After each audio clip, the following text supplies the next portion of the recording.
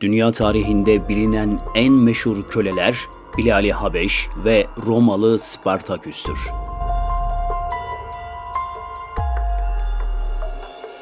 Bugün ise hepimiz modern köleler haline gelmiş durumdayız.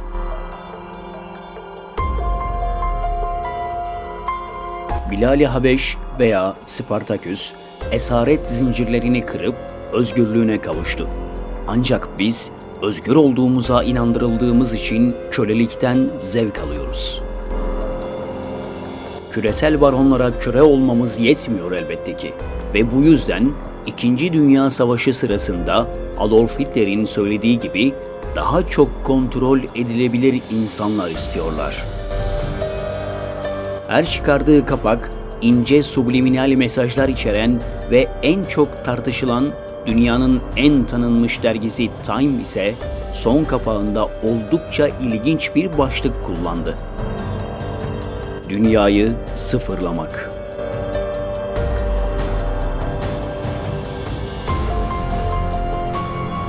Artık dünya eskisi gibi bir yer olmayacak.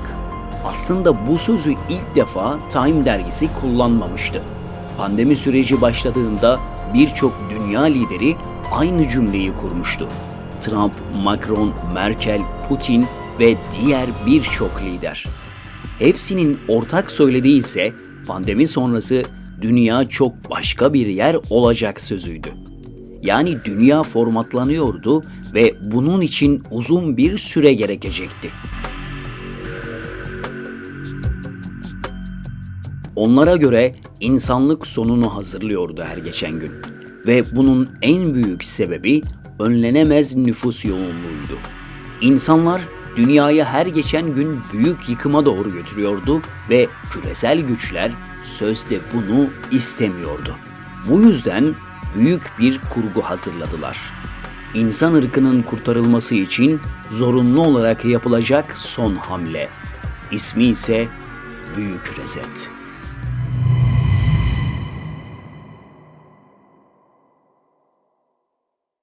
Time dergisi yeni kapağında dünyaya atılacak büyük resetten bahsetti. Bu derginin dünyanın gidişatına dair yaptığı göndermeler büyük bir kitlenin dikkatini çekiyor ve bir gerçek daha var ki kapağına taşıdığı pek çok konu zaman içinde gerçekleşiyor. Şimdi ise kapağında taşıdığı büyük reset konusu gündemde. Ancak Time dergisinden çok önce konuyu masaya yatıran çok daha başka ve çok daha önemli bir kurum var. Dünya Ekonomik Forumu. Her yıl İsviçre'nin Davos kentinde toplanan Dünya Ekonomik Forumu'na dünyanın önde gelen iş adamları, politikacıları, ekonomistleri Davos kentinde toplanır. Dünyanın geleceği konuşulur burada. Her yıl o toplantılar açık oturum ve kapalı oturum olarak yapılır. Yani gizli oturum. Açık oturumda olanlar insanlarla basın yoluyla paylaşılır. Ama gizli oturumda konuşulanlar orada kalır. 2021 yılında yapılacak toplantının ise şimdiden detayları paylaşıldı.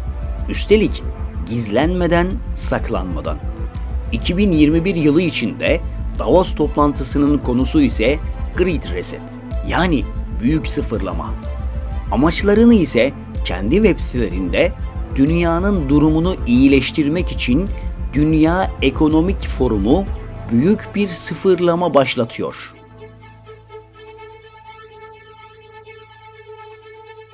Reset tuşunu bilmeyen yoktur sanırım. Telefon, bilgisayar, televizyon, pek çok elektronik cihazda bulunur reset tuşu.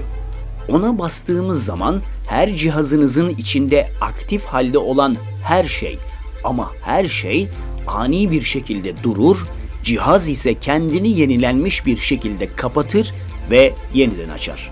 Yani tüm algoritmayı sıfırlar. Yani teknolojik bir terimle fabrika ayarlarına döner.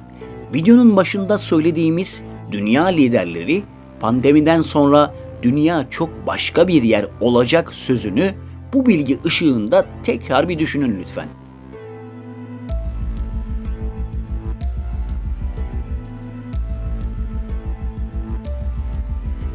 Davos'ta koskoca gezegene nasıl reset atılırı konuşacaklar. Çözüm arayacaklar.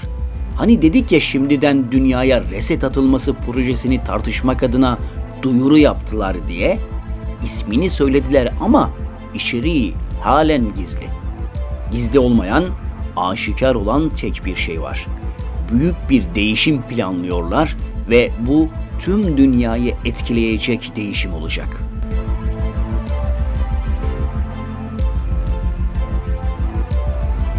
Belki de yaşadığımız bu pandemi istenen o değişimlerin ilk ayağıdır. Cebinizdeki paradan haberi olmayanlar, nakit olmayan, nakitin değersiz olduğu dijital kripto paraları devreye sokarak belki de bu planı çoktan işleme aldılar bile. 2020 yılı deyim yerindeyse kripto paraların yılı oldu. Dillerden düşmedi mesela Bitcoin. Eğitimden alışverişe kadar dijital hayata mecbur edildiğimiz şu günler belki de bu projenin alıştırma aşamaları. Hatırlayın, insanların seyahatlerinde bağışıklık pasaportu olmasını, sözde sağlık takibi için çip takılmasını, seyahat edecek her kişinin Merkezi Sağlık Kuruluşu tarafından denetleniyor olmasını tek tek önümüze sundular. Haberini yaptılar. Uygulanabileceğini tartıştılar ve bilinçaltımızı bir güzel alıştırdılar tüm bunlara. Düşünebiliyor musunuz? Mecbur kılınan aşıları olmadıysanız, deri altınız için planlanan çipi takmadıysanız özgürce seyahat edemeyeceksiniz. Videonun en başında modern köleler dediğimiz olay da tam olarak bu aslında.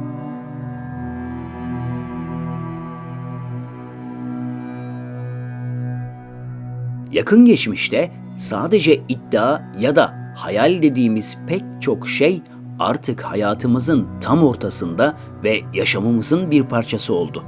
Bugün bu konuştuklarımızda yarın Davos'ta konuşulacak. Bugün dünyada kaos yaşanıyor ve unutmayın ki kaostan düzen onların en büyük stratejisi ve bu stratejiyle de bu kez büyük sıfırlamayı hedefliyorlar. Yani dünyaya reset atmayı.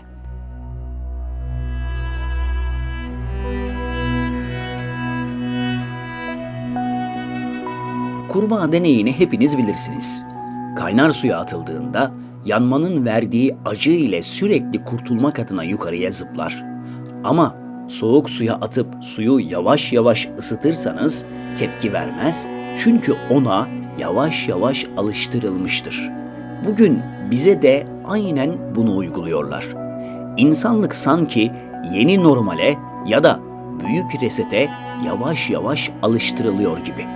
İşte Davos'un konusu açıklanmasından sonra dünyaca ünlü Time dergisi de The Great Reset yani Büyük Sıfırlama başlığı ve başlığa özel kapağı ile yeni bir sayı çıkardı. Kapak resminde konuya uygun bir şekilde dünya yeniden dizayn ediliyor.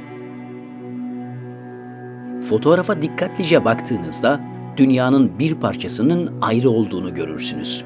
Bazı kişilere göre aslında bu dünyanın son parçası ve yerine yerleştiriliyor. Peki ama ya öyle değilse, son parça değil de o ilk parçaysa, ilk parça çıkarılıyorsa ve bu ilk parçada yaşadığımız pandemi ise ve o çıkarılan ilk parça Afrika'ya ait. Acaba ilk müdahale oraya mı yapılacak? İlk müdahale Afrika'ya mı olacak? Time dergisi Davos'ta işlenecek olan büyük sıfırlama konusunu ele alıyor.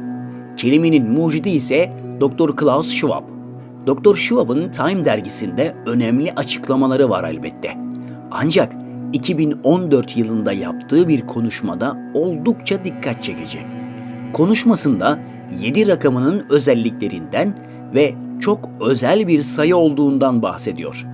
Birkaç örnek vererek de bunu destekliyor.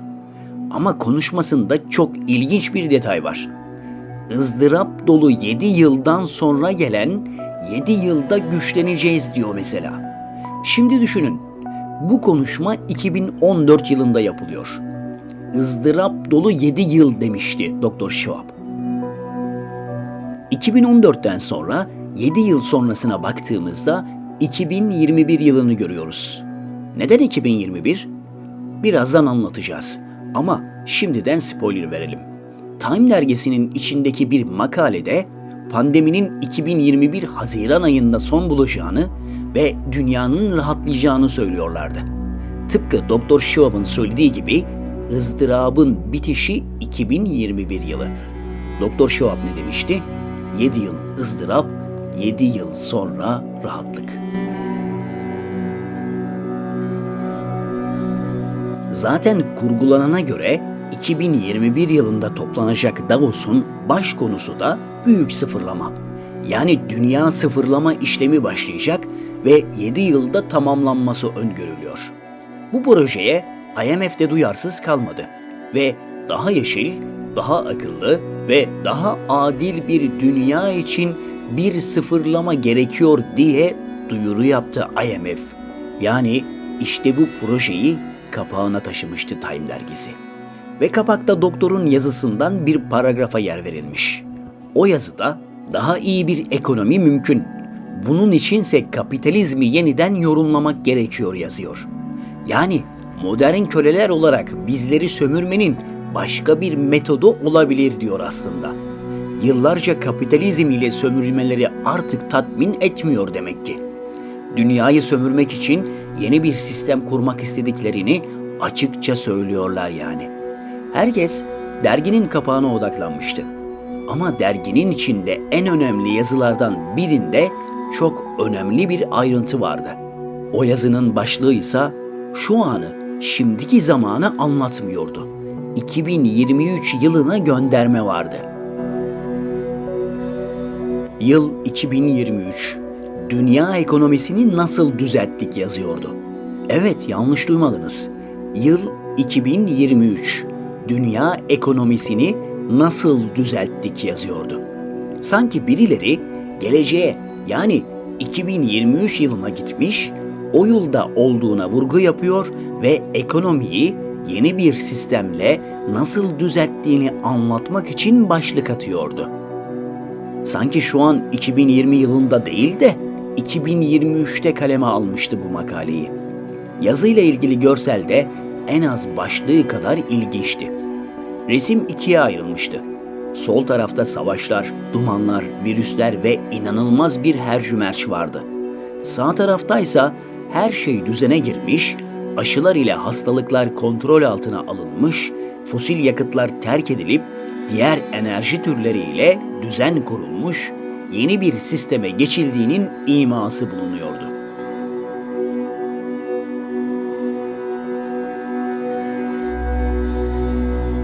Yazar bu yazıyı 2023 yılında yaşıyormuş gibi bir kurguyla yazmıştı.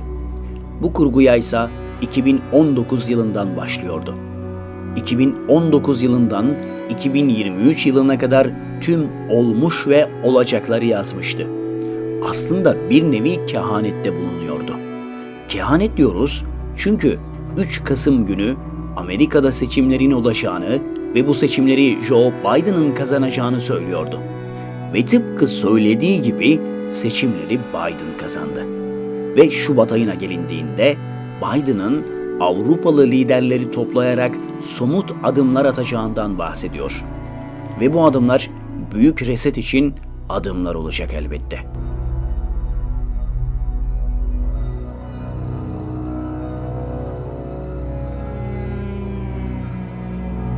Yaşadığımız bu büyük pandemi için ise 2021 Haziran ayını veriyor.